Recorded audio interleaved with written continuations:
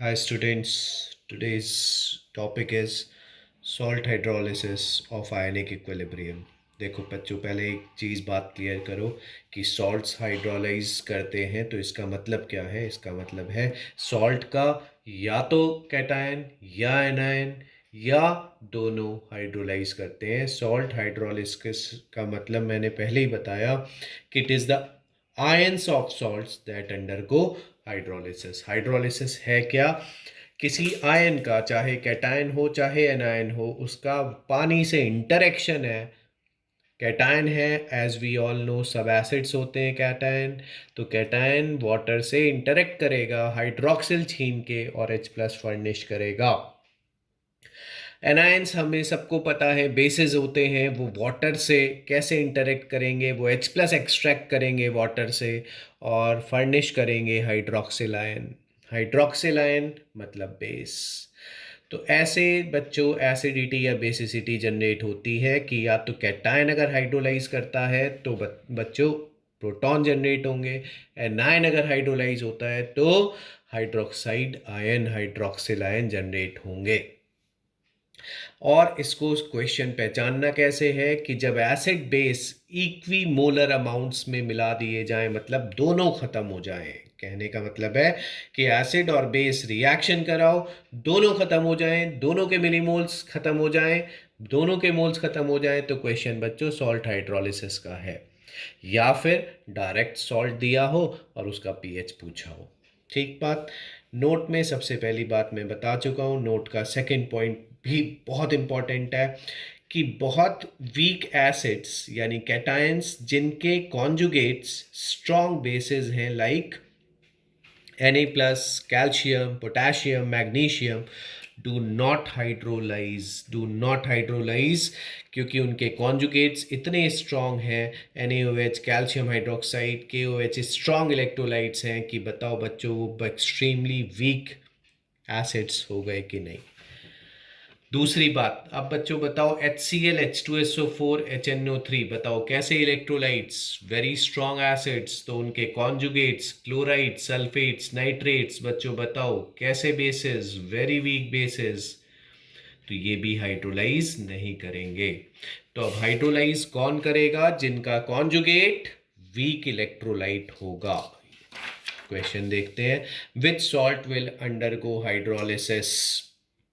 बताओ, Na plus का conjugate NaOH, तो NaOH स्ट्रॉन्ग इलेक्ट्रोलाइट है, तो Na प्लस वीक हो गया।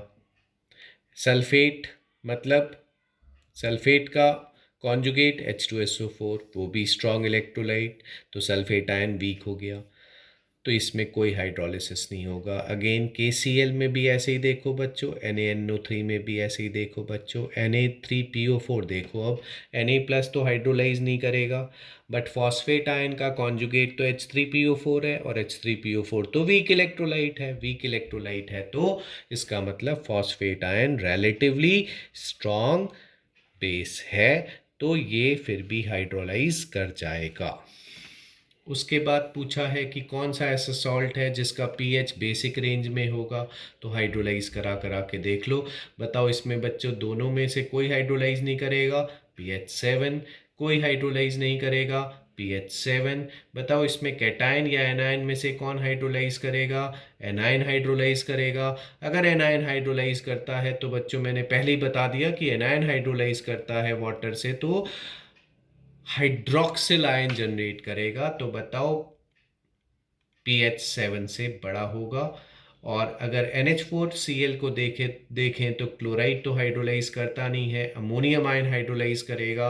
अमोनियम आयन हाइड्रोलाइज करेगा तो मैंने पहले ही बोल दिया बच्चों कि कैटायन अगर हाइड्रोलाइज कर रहा है तो इसका मतलब सॉल्यूशन में प्रोटॉन फर्निश होंगे।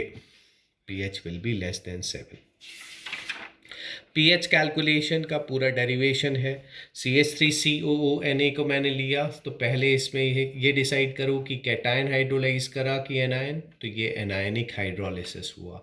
तो मैंने एनायन लिया पानी में, एसिटिक एसिड और OH माइनस जनरेट हो रहा है। देखो इससे इससे आएगी basicity C 0 0, C1 - H, CH तो H इसमें डिग्री ऑफ हाइड्रोलिसिस होता है बच्चों, small h degree of hydrolysis, और KH होता है हाइड्रोलिसिस कांस्टेंट। इस केस में हाइड्रोलिसिस कांस्टेंट आप देख सकते हो, ये एक्सप्रेशन कैसे आ जाएगा। के डब्ल्यू बच्चों पता है हमें, के ए का एक्सप्रेशन लिख सकते हैं एसिटिक एसिड का, तो रेशो लेके के एच के डब्ल्यू बाई के ए आ जाएगा।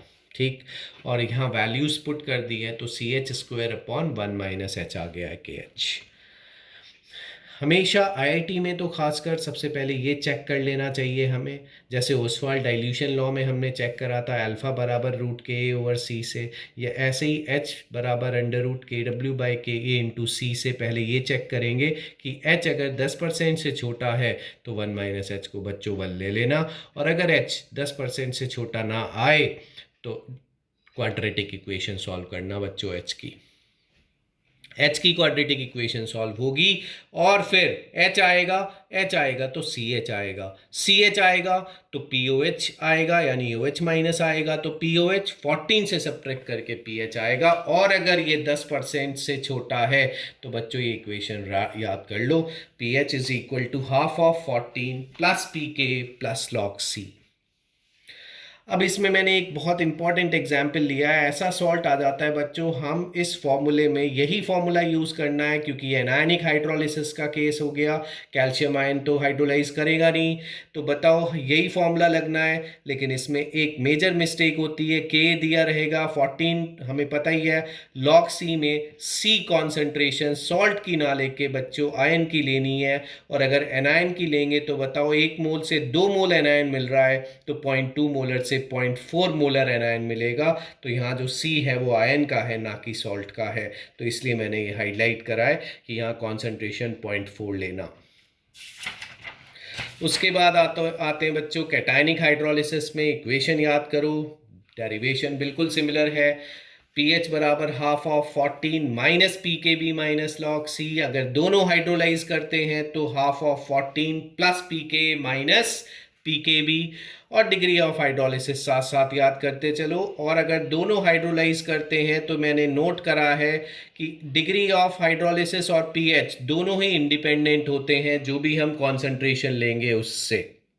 ठीक, उसके बाद एक आईआईटी के लिए कुछ इंपॉर्टेंट केसेस लिए हैं मैंने कि पॉलीवैलेंट एनायन का hydrolysis such as sulphide carbonate, अभी तक जो हमने एनायन लिया था वो उस पे चार्ज था बच्चों -1 एसीटेट आयन था वो, इस बार चार्ज है -2 -3, या फिर फॉस्फेट आयन, बताओ बच्चों फॉस्फेट आयन पे -3 चार्ज है, तो ये सब पॉलीवैलेंट एनायन के हाइड्रोलिसिस के केस हैं।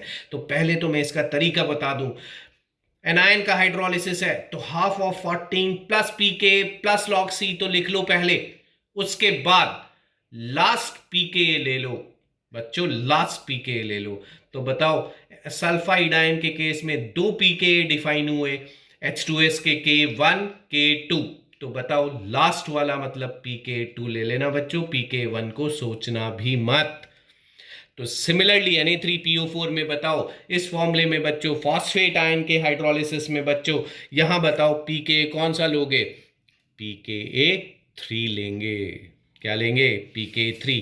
अब इसका रीजन समझा देता हूं थोड़ा, ऑल दो बहुत ज़्यादा सिलेबस में नहीं है, स्टिल देखो सल्फाइड का मैंने हाइड्रोलिसिस करा, फर्स्ट हाइड्रोलिसिस कांस्टेंट डिफाइन करा, फिर ये जो HS माइनस है ये भी हाइड्रोलाइज करेगा, H2S बनेगा, इसका हाइड्रोलिसिस कांस्टेंट देखो बच्चों मैंने लिखा KH1 और इसका KH2, फिर KH1 का एक्सप्रेशन में नोट करो नीचे आया K2, और जबकि KH2 के एक्सप्रेशन में नीचे आया K1, तो बताओ K2 अगर छोटा है K1 से, जो कि हमेशा होता है, K2 अगर छोटा है तो KH1 बड़ा हो गया, तो सिग्निफिकेंट हाइड्रोक्सिल हमें फर्स्ट स्टेप से ही ले लेना है, इससे मिलने वाला हाइड्रोक्सिल हमें नेग्लेक्ट कर देना है।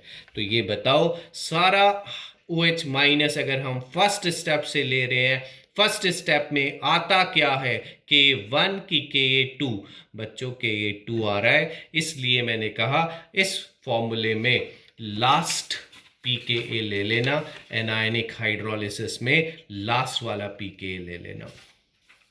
उसके बाद एम्फीप्रोटिक एनायन भी इंपॉर्टेंट है।